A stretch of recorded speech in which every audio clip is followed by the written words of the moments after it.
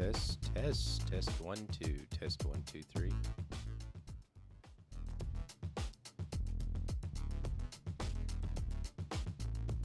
Check 1 2. All right.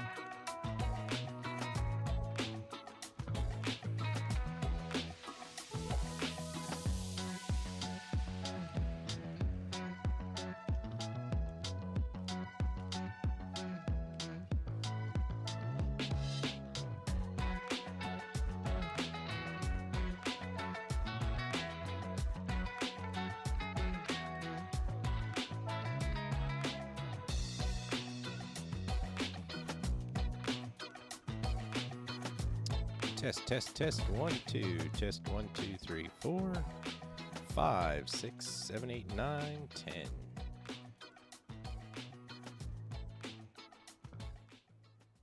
All right, welcome to my channel. And let's see, what is today? July 14th, and it's 2025, and I haven't been streaming for a while. So I'm here testing out the new setup. Not just new setup as far as new, just reorganized a bunch of stuff. Go over here to my channel. Let's see what's going on. And we are live now. I can hear. Let's listen in. I can hear. Let's listen in. Yeah, so we're good. Everything's live. All right. So just a quick setup test today. I've redone this area a couple times. So let's see, anything new? Not really. I'm just changing the way my positions are. I've got my second computer over here. Don't have all the lights set. I have lights all set up and everything, but I've just got the house lights on. So just doing a quick test to make sure everything works. I've got Instalink camera here as my main camera. Of course, this is my my Shure microphone with my MV7, and I have a Rode Procaster, the original version. So that's going on here. Looks like my it's tracking me, so I could turn that on and off if I want, but we'll leave it on for right now. If it starts to move too much, I might just turn off tracking. Let's do that real quick. So if you're not familiar with these cameras, this is the 360 Insta360, and it does some face tracking. All right, now I have it set at 1020 by 1080. It'll do 4K, but I don't really need to stress out the system too much. I'm gonna turn off that. So that's off, and I'm also using, let me see if I can show you guys this. All right, come on. I am using demo mode. Okay, so I'm using Ecamm, so you can see my screen. So I'm trying to mess with my layouts here. Ecamm is what I use to control the stream, and I can kind of resize a lot of this stuff here. But this right here is kind of new. It's not super new, but I just have control for the camera here, so I can pan up and pan down. I can save presets. I can zoom in. Oh, I can change the zoom speed. Let's say there's fast or slow. And we can zoom in. We can zoom out. Which comes in handy. And then we can change this position here.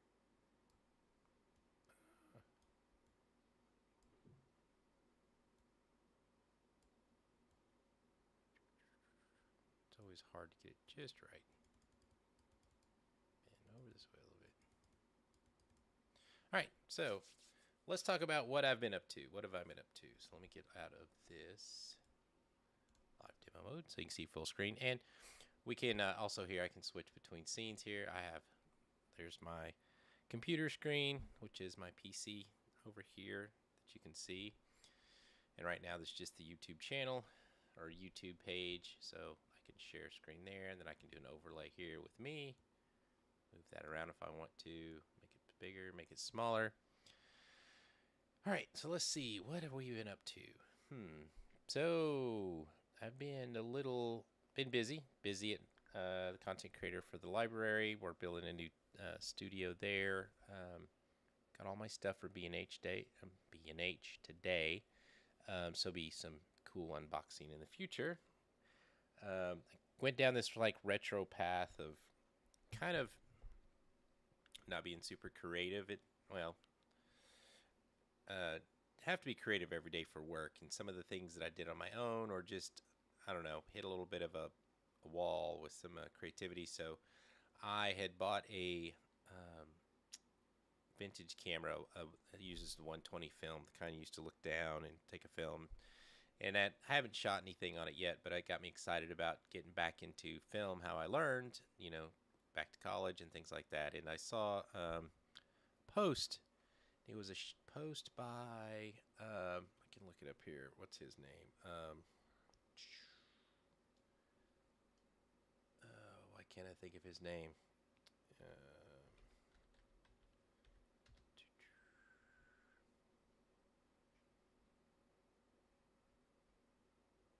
I'll think of it here pretty soon. But anyway, there was a big YouTube creator. For some reason, his name escapes me right now.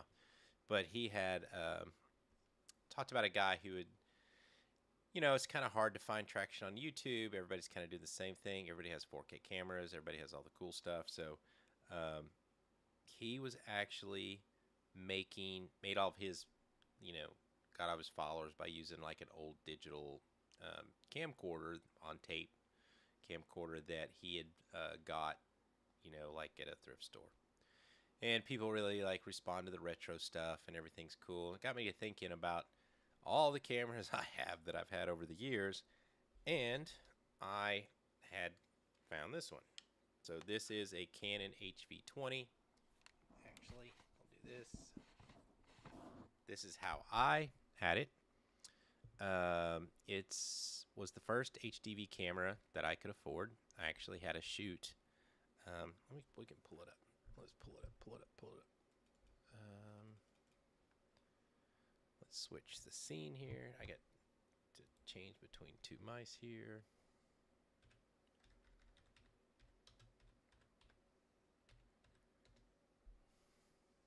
So this is an old channel of mine from a long time ago. And in this video,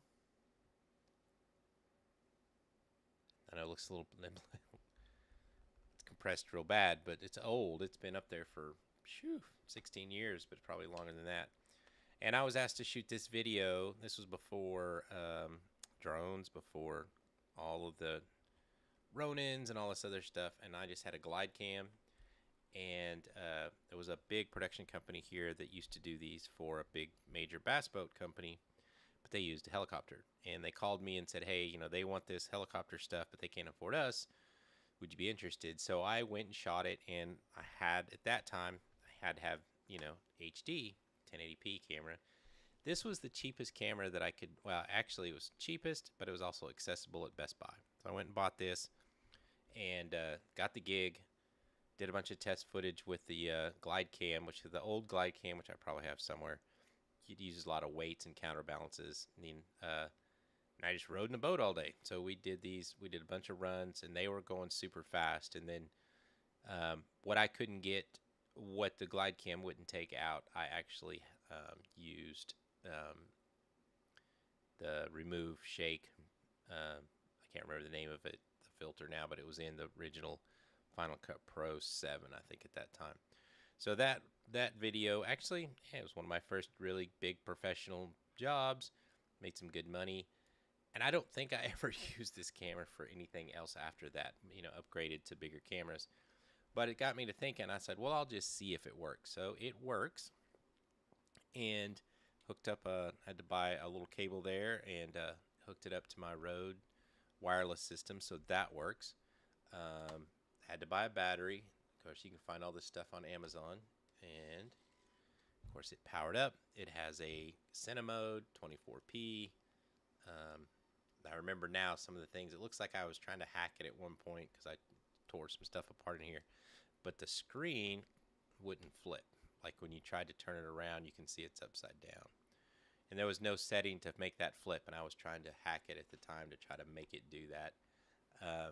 Because at that time, we're trying to get, I don't know what we're trying to do. We're always trying to make it look like film, make it look better. But this already has I have it in Cinemode. It's 24p. Actually has a lot of filters and settings and things, takes pictures. It actually does quite a bit. So I thought, hey, I'm going to start using this as my main camera. So I've hooked it into it. And this is the cool part. So if you think about cameras today, it seems like you can't get everything you want, right? So like inputs and outputs. So this actually has, right here, you have FireWire out, which I don't have anything that would get, well, some old Macs back there, that white one. I always hate trying to point the camera. That white one right there is probably what I edited this on, the old G4 iMac. I bet you I could, it still works, so I bet you if I had a FireWire cable, I could import this footage. But it has a HDMI out, so I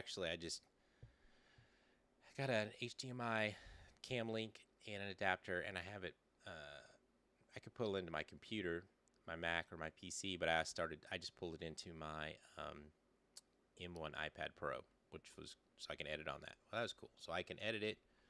I could output that. A lot of people in that video I was talking about, and I'll try to find it again, but they were buying little external recorders to record it to SD, so you wouldn't have to mess with tape.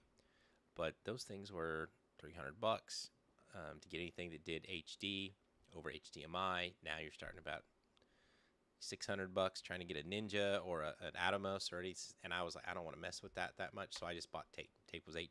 It records. It works great. Then so it'll give me clean out. I've tested it with Ecamm. Works with Ecamm just great.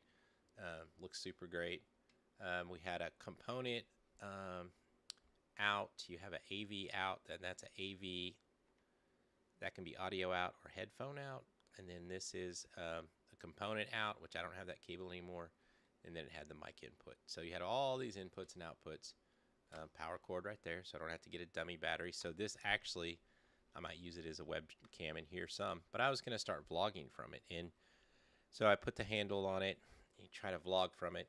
And it just doesn't have enough width in the lens. So I actually did a search on eBay, and I found this, which was made for it. It's a Canon wide angle lens, and it is heavy. I mean, this is solid metal. It's perfectly threaded. I think it was $30. You know, at a bid. So and it came in the leather case. I mean, it was perfect. And so that, and I swear this thing feels like it's 20 pounds. That gives me enough wide angle to shoot. So I'm going to be doing some vlogs from this. It'd be good for my arm muscles because it is super heavy. But I don't know, just something to play with. I might shoot a film on it. I don't know. So I've got a bunch of cameras up back here. I'm like some high. Back in the day, they were high-end HD Panasonic cameras behind me. And I'm gonna get some lenses. I'm gonna play with some lenses on those cameras, and you know, I have an FX3 at work, but and all those lenses and stuff. But I don't really try to. I don't know. I'm just kind of bored. So I was using the stuff that I have, and I hate to see all this stuff sitting in here. So I'll use them for the studio cameras here, because even though I can stream at 4K, you know, 1080p is fine. especially for web stuff. So um, that was kind of that got me down that road. I'm actually looking to buy a good 35 millimeter camera, film camera. I've been looking for one, and I'm going to start shooting more um,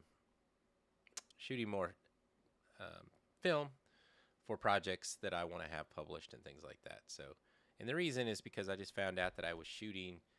This has become, this is a 15 iPhone 15. I take pictures for work. I do all kinds of stuff, but it ends up being like note taking, right? So I'm not really, yeah, we got to get it. Here's the picture, put it on the web. We're going to social, all that kind of good stuff. But I don't really, even though I can make it look good and I can, take the time, I think that film will force me to slow down. So I'm trying to slow down and take less photos, but take better photos. If that makes any sense. I took some time to take one the other day, even with my phone. It was a really great, I took the time to compose it, and usually I'll just crack off 3 or 4, 5, 6, 10 pictures, try different things, and then just go back, wait till I get back and edit it. So I'm trying to get out of that. Just take 3 or 4 pictures that I really, really like and compose them in camera and not really have to mess with that much. So that's kind of where I'm progressing, going backwards, I guess, trying to get back into a little more creativity for myself and trying to decide my career moving forward. So, I'm 55. I've been in this for a long time. I got some, not like burnout, but just a little, and not even bored. I need to up my game a little bit. So I'm trying to challenge myself to do some things. So I'm starting something new. So I'm going to be launching that pretty soon. Thought I was going to announce it tonight, but I don't really have everything ready that I want yet. And one of the things is I'm trying not to be too ready. I spend too much time building logos and getting ready and getting domains, and I'm just going to start throwing some stuff up there. So maybe I can go ahead and share it. It's let's see if Ko-fi.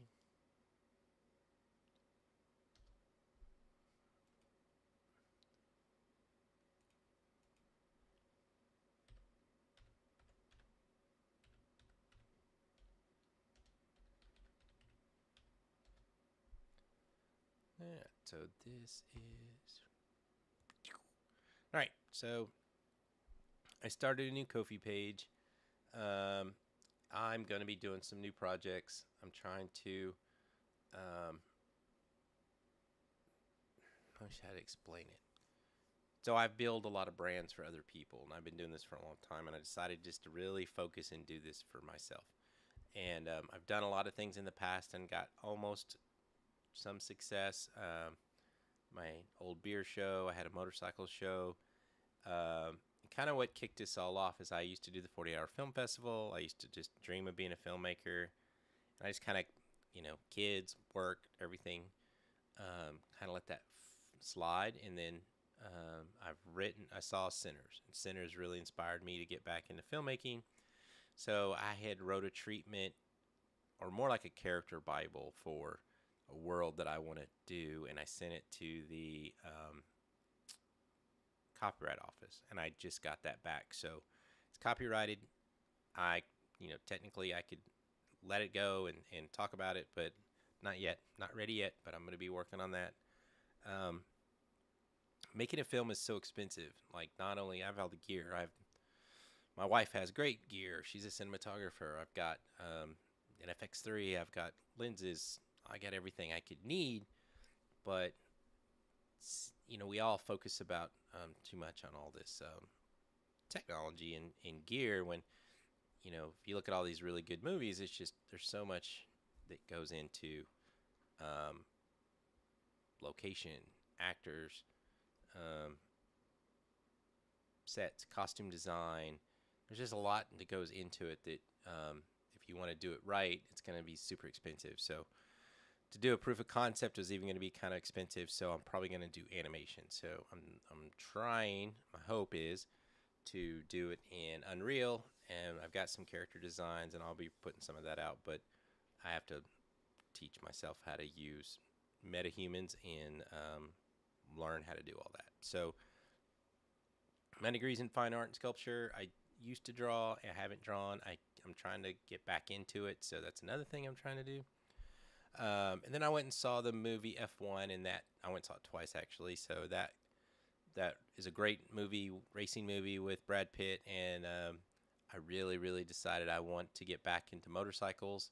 I probably 8 years working on a motorcycle I had that was my dad's and my grandfather's, and I was going to race vintage racing in it, and it just, financially it was hard. There's a lot of things, and I kind of let that slide. But now I've decided I'm going to do that again. And so part of this page here is just me building out my future for me. So this is the future for me. What can I do out of this shed behind my house and see if I can make some extra living to fund, make enough money to fund this racing hobby that I want to do. And maybe sometime, my dream has always been to make a property magazine show something, like we all are. We're all creators on YouTube to make full-time living online. And I've hunted and searched and tried. I've done a lot of things, and I just haven't found that thing that everybody, says you got to be that authentic self. So I'm really trying to be vulnerable and let that stuff out. So it is Ko-fi.com/Brent Collins, and I'll start posting stuff there. Actually, here's that video. Why couldn't I think of his name? So anyway, the whole story I told you about this camera, I did a blog post on it, and for the life of me, I can't remember this guy's name. But anyway, you can watch that. Let's go to the channel. We'll figure out his name. It's just gonna kill me until I remember his name.